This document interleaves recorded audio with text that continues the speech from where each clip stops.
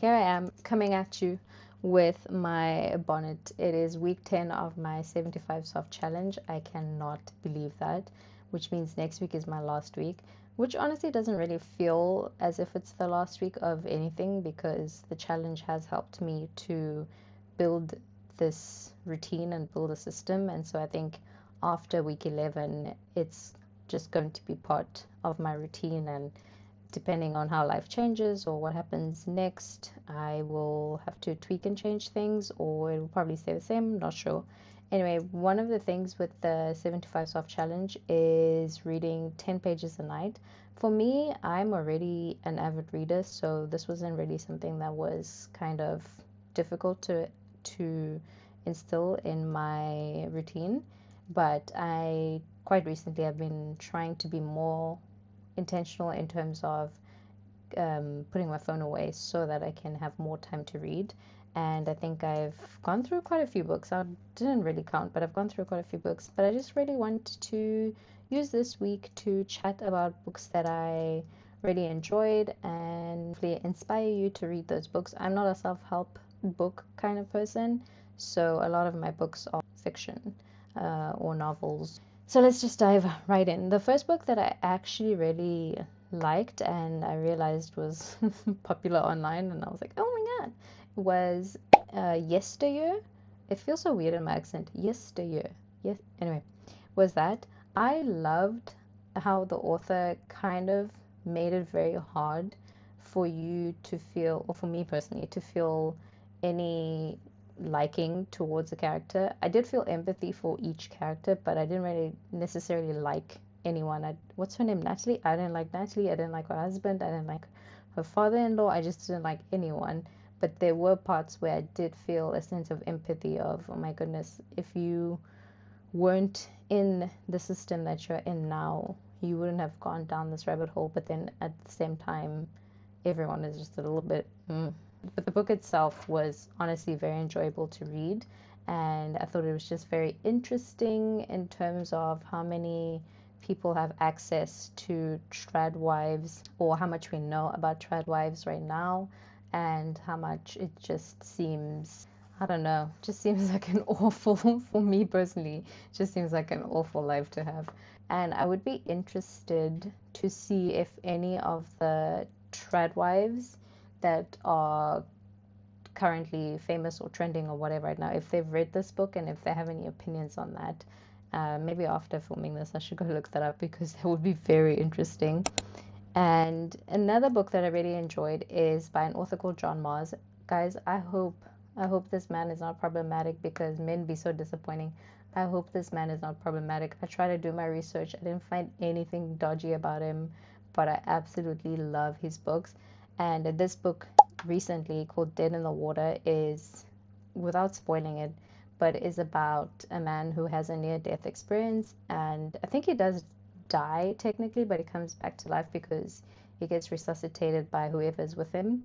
And in that, after he gets resuscitated, he gains some sort of memory that he doesn't really understand what it means, and so he gets into almost this obsessive mode and desires where he keeps urging whoever is close to his ex-wife to unalive him and then bring him back so that he can kind of piece together all these memories and what they mean, because a lot of his memories were alluding to some type of murder.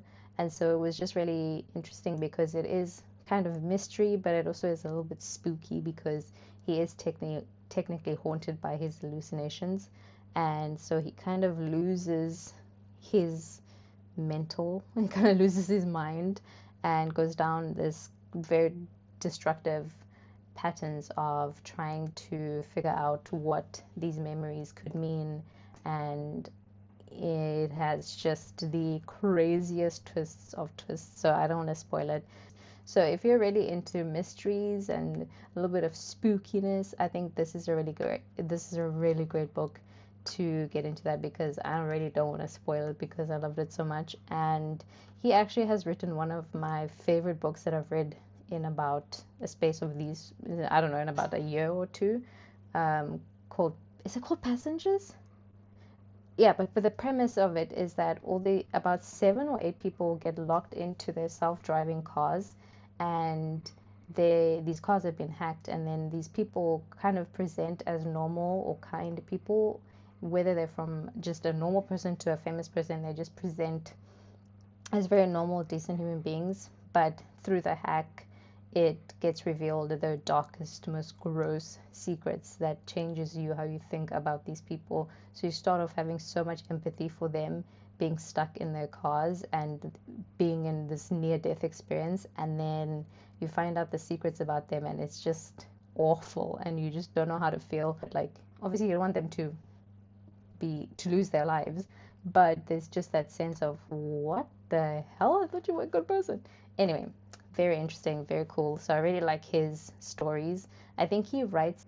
I feel like he would, if there were ever a new season of Black Mirror, I feel as if this author would be amazing. Like, you could just take his books and it would be an episode of Black Mirror, because he's so good at writing what I consider technological AI, modern digital age mystery. I love it. And so, anyway, but that's not the book I was talking about. But the book that I'm talking about now, Dead in the Water by John Mars. That book was just a crazy plot twist and a right amount of spooky and the right amount of thriller and the right amount of what the flip am I reading right now. And then the last book, the book that made me cry and weep like a baby, is called The Beekeeper of Aleppo. It broke me, and it follows the story of a beekeeper who has to flee his home country, seek asylum in the UK, and it follows his story and his wife's story, losing his son and him having this attachment to this other young child that he meets on the journey of them seeking asylum and escaping their country. And also his talking about his memories before the war, before all the awful things were happening, and just the beautiful life that he had, and or the life that got taken away from him and his family, and just heartbreaking stories of finding refuge in the most dangerous and scary parts of places where you think as a refuge seeker you'd be safe, and him just going through the emotional turmoil of everything and taking care of his wife, and and just the haunting of memories. And yeah, I don't know how to put it into words. I think this is definitely one of those heartbreaking books that you need to read. It's heartbreaking, but it also brings you back to your humanity. I think it's just even more sad because even in the year of 2026, these are not novels that are historical anymore or ever have been. They're not novels that are heartbreaking, that, oh, this happened a long time ago and this is so sad. Wars and genocides are still happening, and I think it pulls you back into remembering the people of Palestine, the children of Palestine, and the things that we're hearing about the women in Afghanistan. And so I think it is just heartbreaking, and it is a book that you can kind of lose yourself in and feel empathy and feel humanity, but it is also just a very good reminder of there is still so much pain that's happening in this world, and we should not stop reading these type of stories, and we should not stop finding ways to help people that are affected by wars and people that are affected by genocide. That we will never be free until Palestine is free, until Congo is free, until Sudan is free, until the women of Afghanistan are free. And so I just...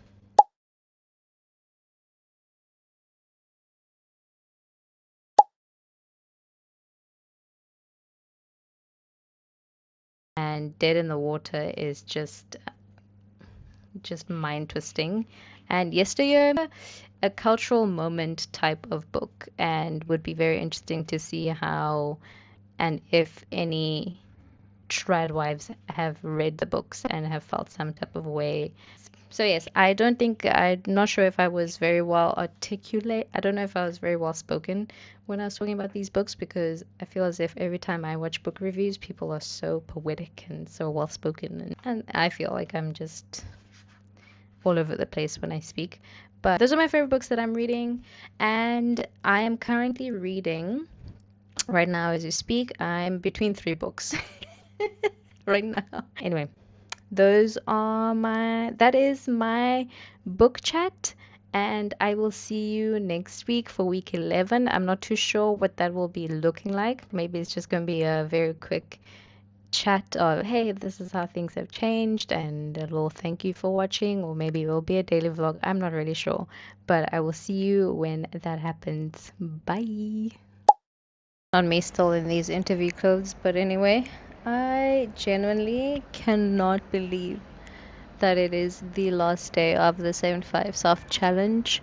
Doesn't really feel like a last day, because I think this challenge is really good for helping you build routine and establish a routine that works for you. So I definitely am going to just, as much as I can with how life changes, keep the routine intact and just enjoy being a healthy girl again. I had my last workout of the challenge, but not my last workout ever, this morning, and it was arms, and it was just really cool how I was able to see how strong I've gotten since I started this challenge, and how I was never striving to be smaller. I was always striving to be stronger. It's just, I don't know how to explain it, but it just feels so cool to be strong and to see just how progressively with each exercise I can put on more weight. And I've just really enjoyed that. And strength training has actually become one of the things that I've always wanted to try, but I was really just scared to do it, didn't know how to do it. So today I think I'm gonna a little celebratory,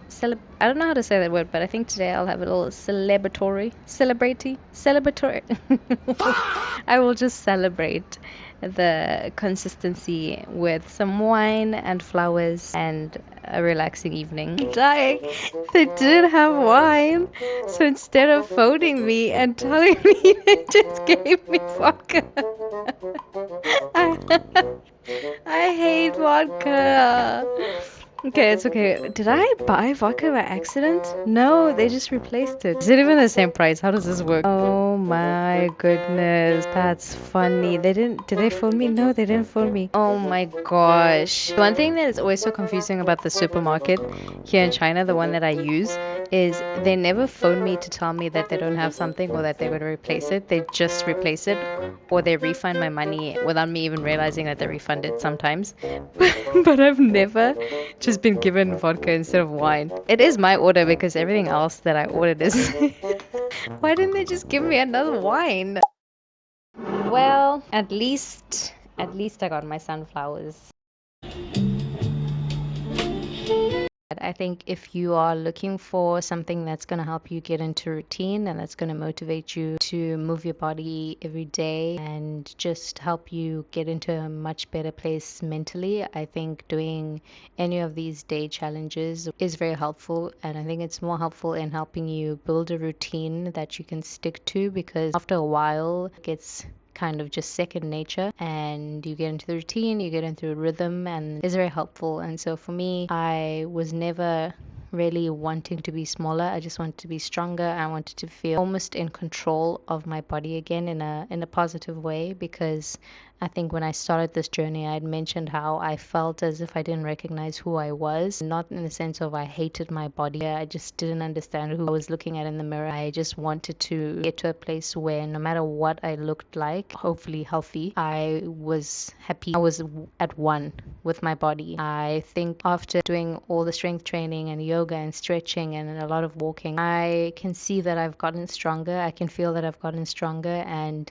it's just a really beautiful thing for me. I obviously don't have much to show for the video because I didn't keep track of how much weight I lost or gained, or I didn't take a photo every day, which some people do on this challenge and the other challenge, to just show how they've changed.